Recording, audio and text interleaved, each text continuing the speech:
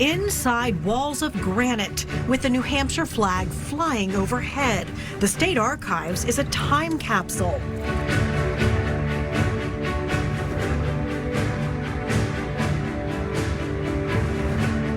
In the capable hands of State Archivist Ashley Miller. The oldest document I have so far here in the State Archives is from 1629, but this is from 1765. This is actually a petition to the King of England. And it is from not just New Hampshire, but several of the colonies here. And they're petitioning the Stamp Act. They're petitioning the notion of taxation without representation. Just over a decade later, New Hampshire became the first colony to adopt a constitution. This is the January 5th, 1776 New Hampshire State Constitution. A full 6 months before the Declaration of Independence was signed. And that kind of set the stage for citizen-run government. That's why we still have a 400-member House of Representatives.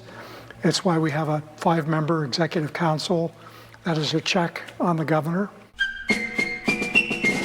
New Hampshire was one of the first colonies to rebel, from the 1772 Pine Tree Riot in Ware against saving trees for British Navy masts to the 1774 storming of Fort William and Mary, now Fort Constitution, capturing gunpowder and cannons. Considered the first offensive military action months before the battles of Lexington and Concord. George Washington relied on New Hampshire. These are all George Washington letters. So he wrote to New Hampshire pretty frequently. In a lot of these, he is requesting either more supplies or more troops for the Patriot cause.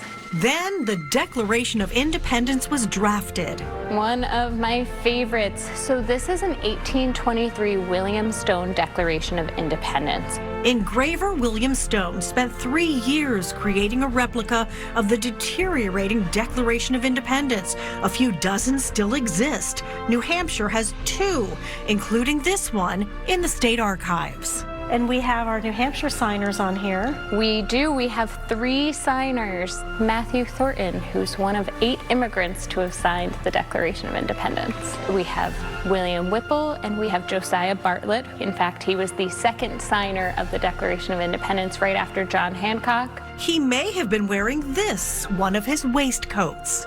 And it's so ornate. The draft of the Treaty of Paris. So this is how we ended the war in April of 1783. All of these pages tested over time. They were willing to sacrifice their fortunes, their reputation, and their lives. This form of government takes work. Participate in the process, and that includes voting. Everybody should vote. That's your voice.